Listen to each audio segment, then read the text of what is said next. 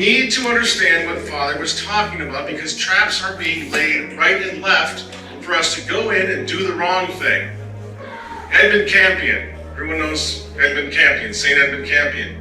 Did you know that when he was going back and forth from France and into England to serve the community, that he dressed as a jeweler and then he called himself Mr. Edmunds? And there are some traditionalists who would say that was cowardly. But he had a war to fight, and he was not going to lose that war at the border crossing with some two-bit rent-a-cop checking IDs. So he continues to fight, becomes a lion, a champion. We're still telling his story 500 years later. St. Thomas More became famous throughout all of Europe for what? For not saying it like it is, because he was fighting a war as well. And so he maintained silence for as long as he could, and then delivers a knockout blow to Henry VIII, to the church, to the burgeoning Church of England. Down in Mexico, the Cristeros, what do? What does Father Michael Pro do? He goes out in disguises. He even disguises himself as a playboy, as a ladies' man, whatever it took to continue to fight. And this was no coward. Once the jig was up and he had to leave a lasting message to his people, to the world, he extends his arms, Viva Cristo Rey, and he dies for the faith. This is a champion of the faith. But if he had said it like it is right away, he would have died in obscurity and no one ever would have heard of him. So we have all these saints as models to look on how we need to fight. Because right now, it's crucial. It's crucial. We have the answer, and the world is beginning to realize that we have the answer. So we have to be very, very prudent and careful with what we're doing, because we have the truth. Because we now know, and I always say to somebody who was a traditional Catholic all my life, the obscurity that we used to be in. Nobody cared. They could afford to ignore us. Traditional Catholics, it didn't matter. You know, you think you like your little Latin mask, all flat for you, and who cares, was the attitude. Who ever would have thought in 1971 or 1972, in the dark days of the CounterRevolution, that a day was coming, friends, when the most powerful politicians in the country, in the United States of America, people like Senator Josh Hawley, people like the Representative Jim Jordan, when they would be standing on the floor of the U.S. Congress, shouting and lecturing the head of the FBI, and essentially saying, leave Latin Mass Catholics alone. You're violating their liberty, their freedom. What you're doing is wrong. Think about that, friends. That's you. That's us. It's reached the highest levels, exactly, the highest levels of even government. What to do with the followers of Jesus Christ who take Christianity seriously? That's us. What are we going to do with these guys? Pope Francis has got a very serious agenda that he's very open about. He talks about all the time. You're going to see this at the Synod in a short period of time. Pope Francis apparently spends a good bit of his time puzzling over what to do with us. They're very concerned about the Latin Mass. So what does that mean? If you have even the Pope and the powerful politicians in the state, they're all very concerned about what we're doing. And what are we doing? Are we arming up? Are we starting an insurrection? No. We're simply keeping the faith of our fathers. And this whole and entire war for 500 years or more, take it back to the garden, but certainly 500 years, certainly the last 100 years, the entire revolution has been to stifle and to crush the faith of our fathers. In the past 50, 60 years, to crush the Latin Mass, the touchstone of that faith. They're very worried about us, and they should be. We are the future. Look around you right now. Look at all the kids. I hope most of them are outside playing, as they should be on a beautiful day, but they've been all over this room, and they are every single Sunday.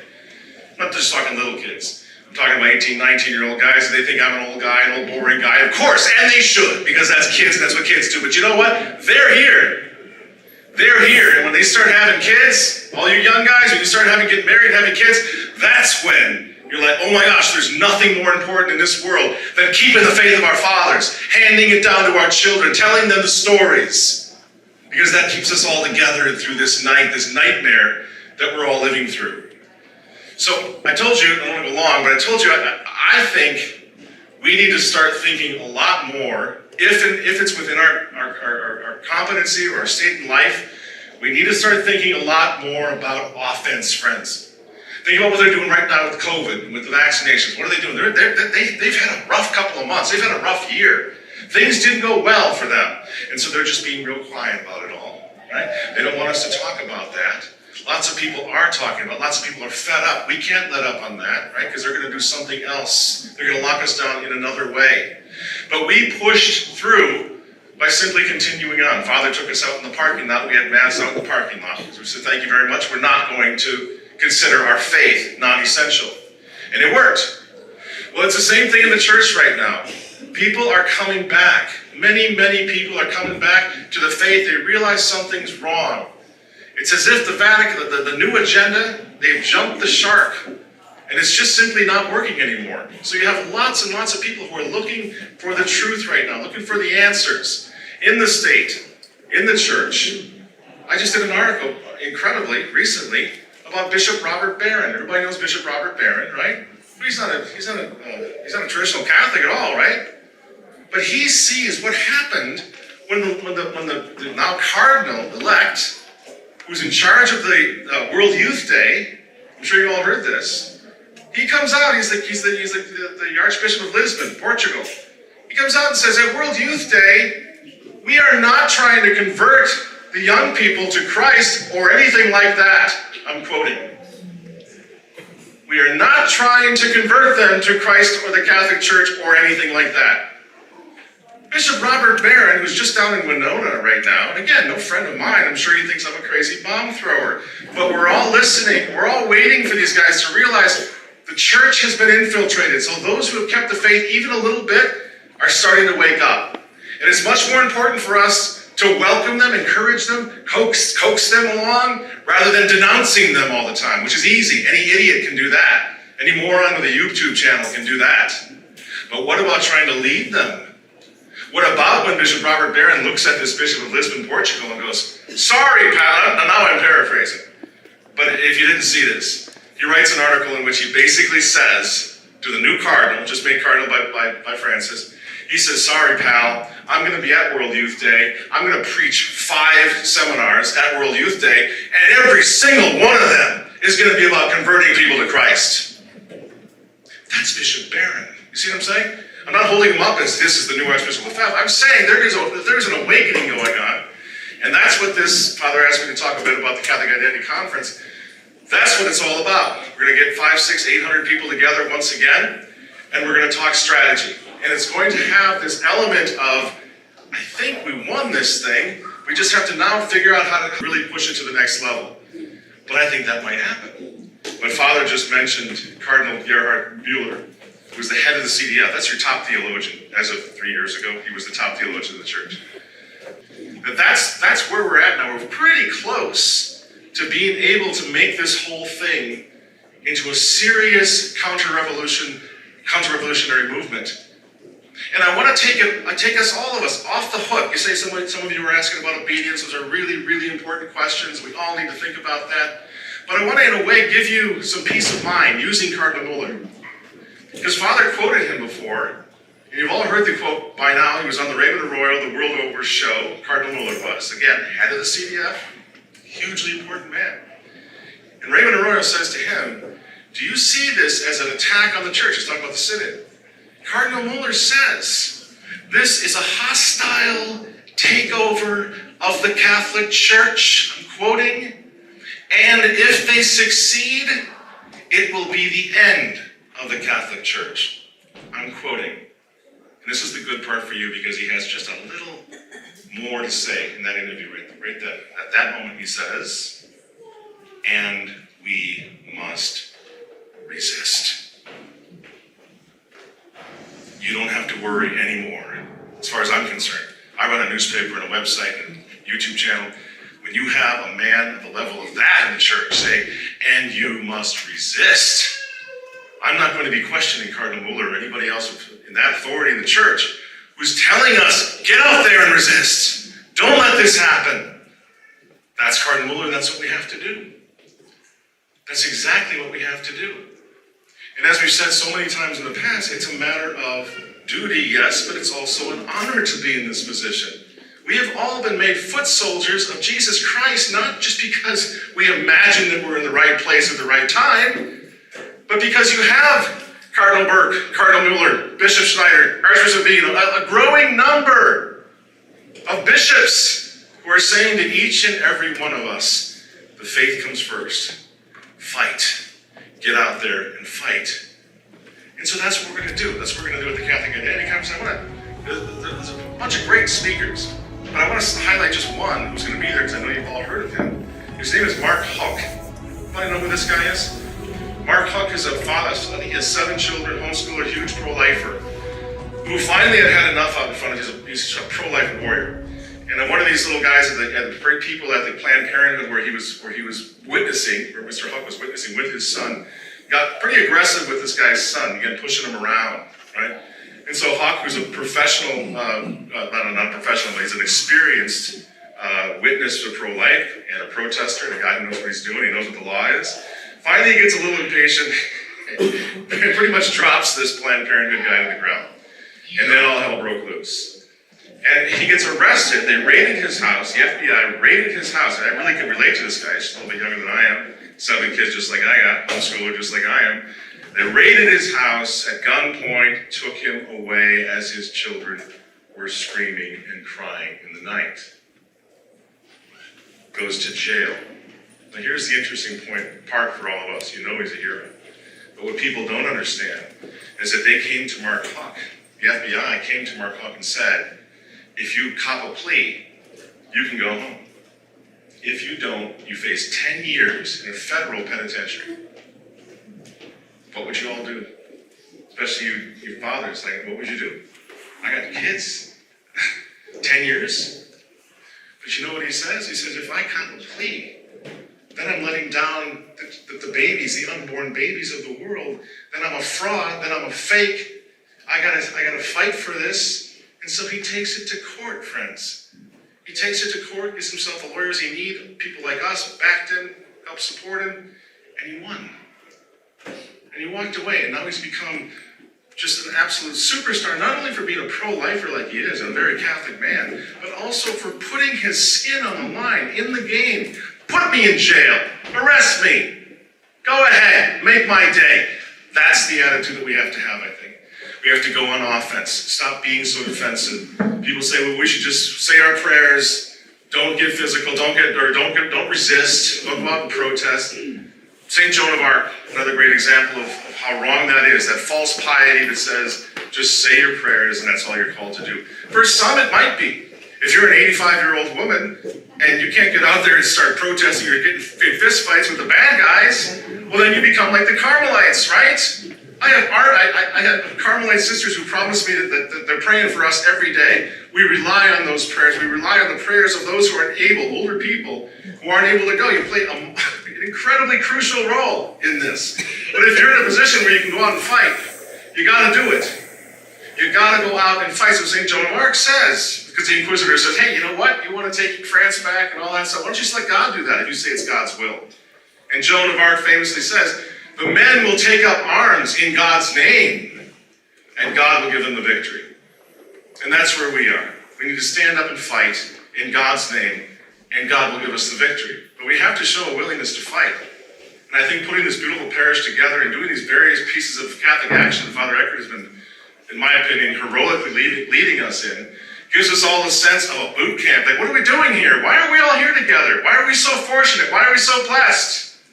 Right? I think we're here, we're blessed, we're here at St. Augustine's even, because God's saying, okay, there's a war to fight. You got a couple of years here of peace. Get it together. Get over yourselves. Learn to fight. Find out what your strengths and weaknesses are, and let's go to war.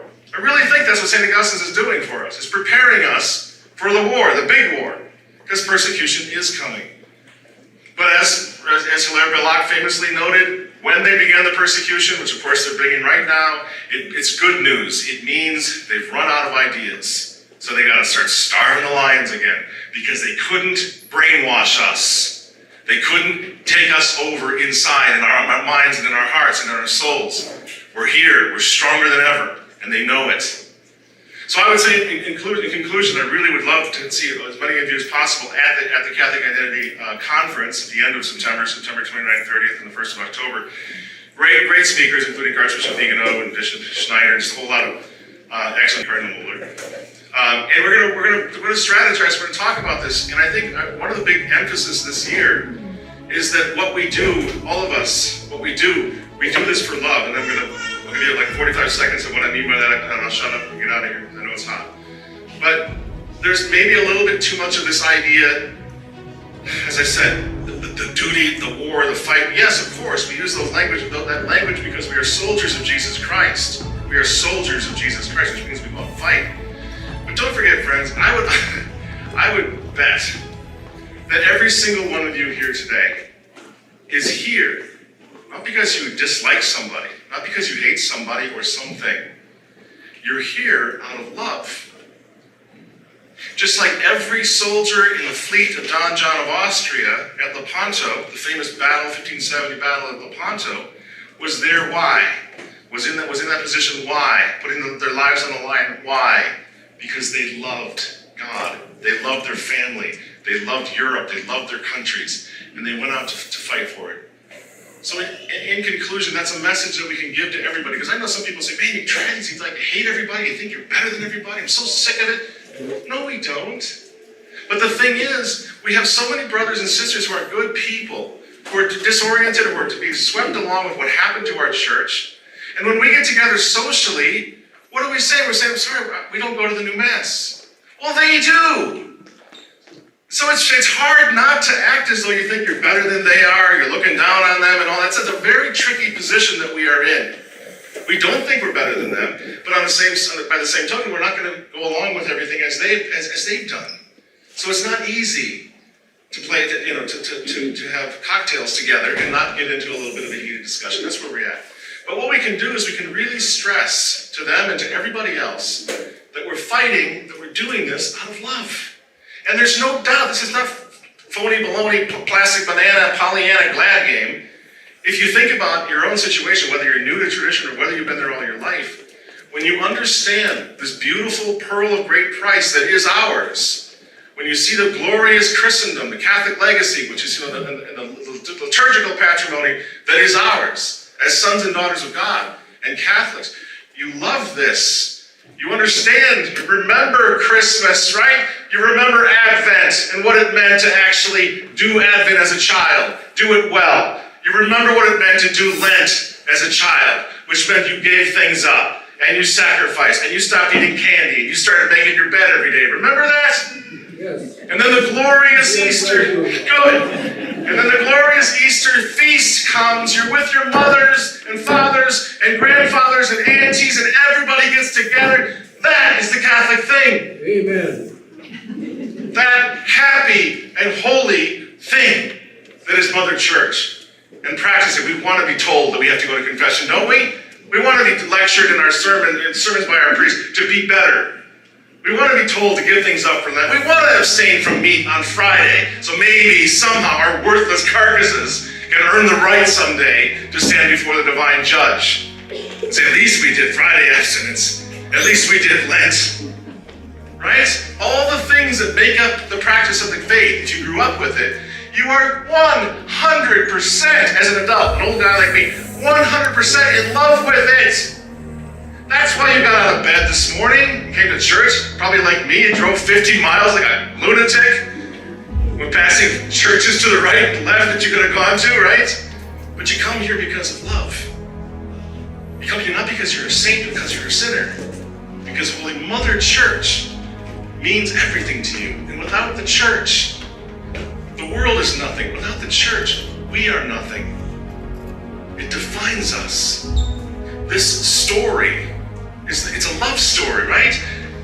Traditional Catholicism is kind of the last chapter, I should say, in the most beautiful love story ever, the story of Christ, the story of the Incarnation, the story of the Church. And that's what we're doing. And I think it's so important, I really will shut up now, to stress that we're here out of love. We're here out of honor, not just obligation, but honor. It's the singular honor of our lives to stand up today and say, no, I'm a Roman Catholic. Thank you very much. That defines me.